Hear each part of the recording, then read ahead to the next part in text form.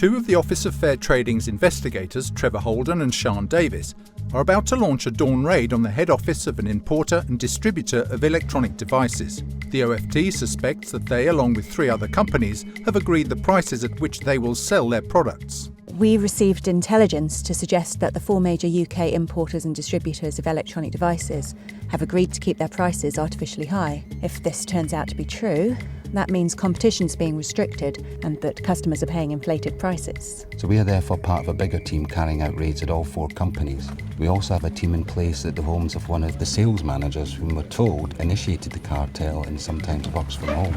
Hello, how can I help? Good morning, my name is Trevor Holden and this is my colleague Sian Davis. We're from the Office of Fair Trading and we're here with a warrant to search the premises. I need to speak to the person in charge. I don't really know anything about this. I'll need to call Mr. Houston, who's the MD. I'll need to talk to him. Let me guess, the OFT. They're here too, look. I'll get someone to call you back as soon as I know what's going on. Bye. That was my sales manager's wife on the phone, says that the OFT at her house. Her husband went to see a customer this morning and she can't get hold of him. I really have no idea why you're here. Never mind his house. It's beyond me. You'd better come into my office. I don't understand what this can be about. We've always been scrupulously fair in all of our business dealings. Let me explain. This is a copy of the warrant and a notice explaining our powers as well as the company's rights. You'll need to read that carefully. You may also want to consult a lawyer. We're conducting a criminal investigation into suspected price fixing involving your company and a number of its competitors in the market for electronic devices. The warrant allows us to enter and search the premises and to seize any relevant documents. Failure to comply is a criminal offence. We're looking for any relevant documents, either paper or on the computer. We'll take the paperwork and leave you with a list of what we've seized, but in respect of the electronic material, we'll want to take a forensic image. Do you have an IT expert we could speak to about the company's computer setup? Yes. You'll also need to leave us your laptop, phone and any other portable devices. If it's okay with you, I'm going to call my solicitor. And we will need to speak to your sales manager as soon as he's back from his meeting. Well, that went pretty smoothly. At least they were cooperative and we seem to have gotten some really useful stuff to help us progress with the investigation. I guess they don't have much choice over whether to comply, but it is easier for everyone when they're cooperative. I'll be interested to hear what the sales manager has to say in his interview. He looked a bit taken aback when he heard the police were here to arrest him. Okay, let's go back to the office. That was a fictionalised account of what could happen if a business is suspected of breaking competition law. There are serious consequences for individuals and firms of all sizes that breach competition law. These can include prison sentences and fines. We're going to speak to some leading experts that will explain to you why competition law is important, what it says, and how you can avoid breaking it. And what to do if you suspect that another business or someone within your own business has broken the law. So why should we care? Well, competition law is designed to prevent businesses from distorting the competitive process. It encourages rivalry and ensures that markets are open and spurs innovation and creativity. It means that consumers and businesses can access the widest possible range of goods and services at the most competitive price. All businesses need to comply with competition law. The OFT's job is to make markets work well for consumers. That means making it work well for business too. One of the ways we do that is through enforcing competition law. You can see the big benefits for consumers and business that come from, for example, in the aviation market and telecoms market, where prices have come down by up to 90% over the last 20 years from increased competition. Well, given the importance of competition for the economy and for consumers, there are strong sanctions for breaking competition law. They include, in the UK, prison sentences of up to 5 years, direct disqualification, and fines of up to 10% of turnover for companies. So we try to help business comply with the law, and one of the ways in which we do that is with setting out a 4-step process for complying with competition law, which you'll hear about in this video.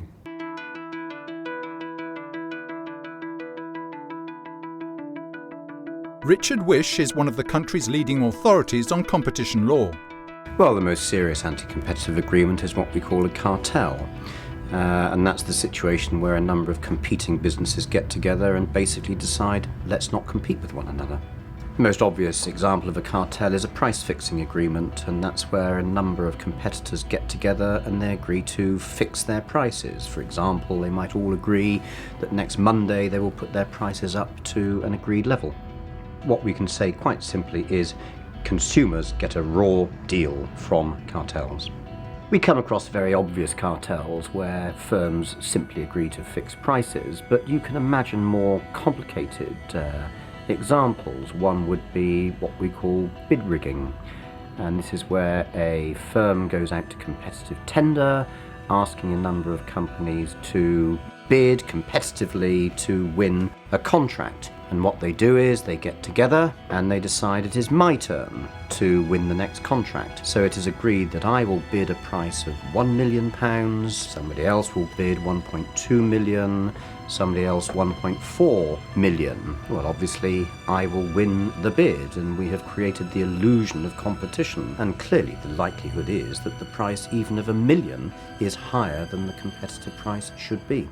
Very interesting thing about cartel activity is that it can take place at a number of different levels within a company. I mean, you could imagine a situation where somebody from the board of directors of company A has discussions with a director of company B, or this might all take place at a much lower level where perhaps salespeople from two different organisations have discussions with one another.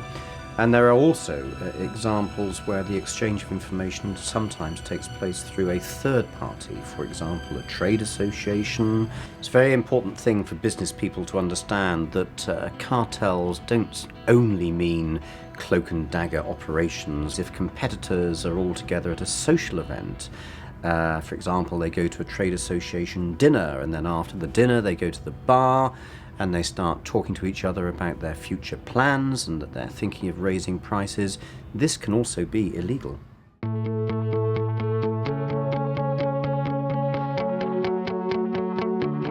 There are other examples of agreements that might cause competition concerns.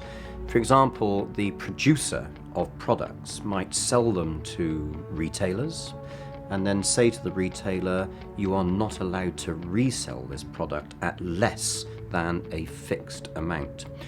This is a practice known as resale price maintenance, and that certainly can be illegal.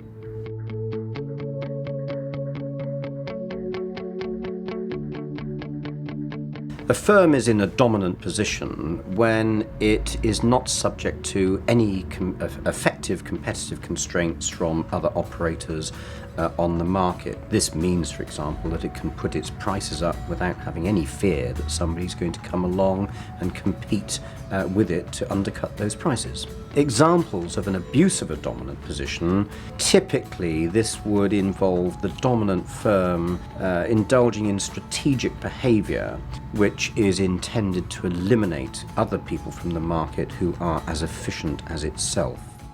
So, to recap, you could be breaking competition law if you are part of a cartel, party to any other kinds of anti-competitive agreement, or are abusing a dominant position.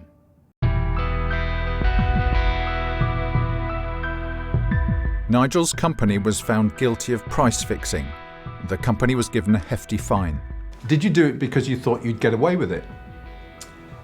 I honestly didn't know anything about it till a couple of months before the raid.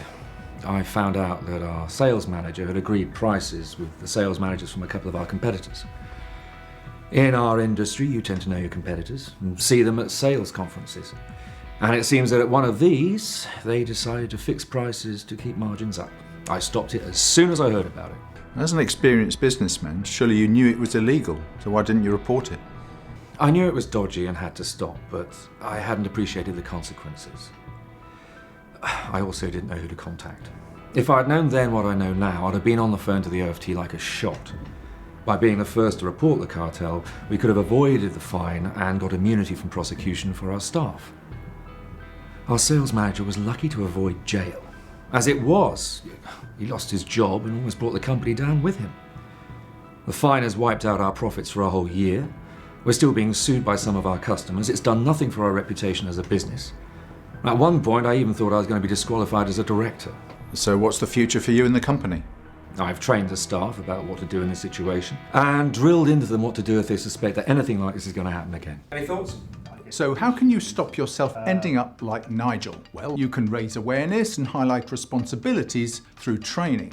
There is no one-size-fits-all approach to meeting your obligations, but the OFT's four-step process for complying with competition law is a good place to start. The 4 steps are risk identification, risk assessment, risk mitigation, and review. Jackie Holland leads the competition policy team at the Office of Fair Trading.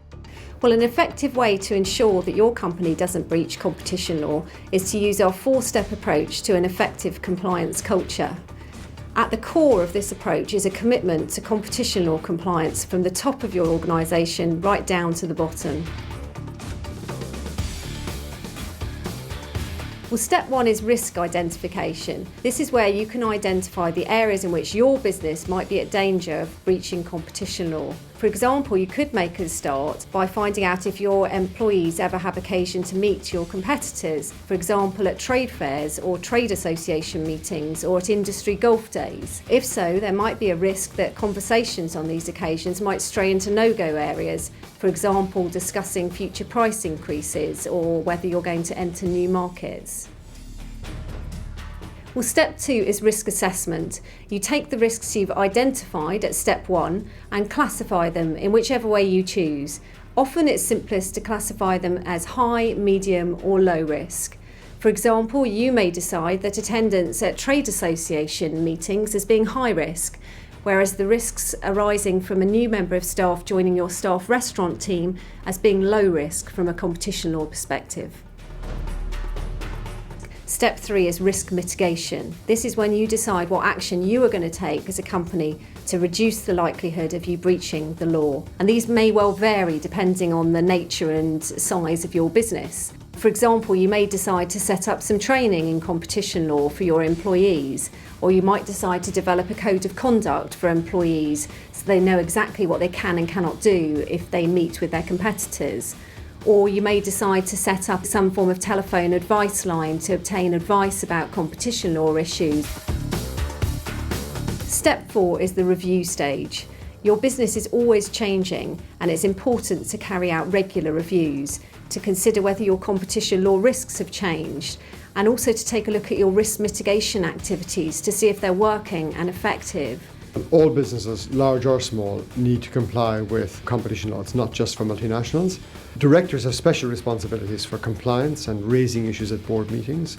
Directors need to identify and mitigate the risk and ensure that proper measures are taken. So, for example, they need to be aware of meetings between their staff and staff at competitors or sudden price changes. And not being aware of these things, as Nigel discovered, is a problem. Ignorance is not a defence under the law. So remember, start with a clear commitment to compliance from the top down.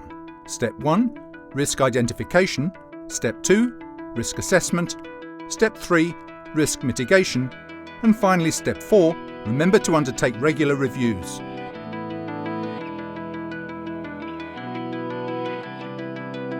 Well, I hope this video has helped demystify what competition law is, what measures to take to avoid falling foul of the law, and what to do if you think you have a problem.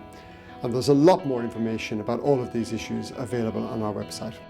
So to find out more, just visit oft.gov.uk. If you suspect a competitor, supplier, customer or any other business is breaking the law, you can call the OFT on 08457 224499.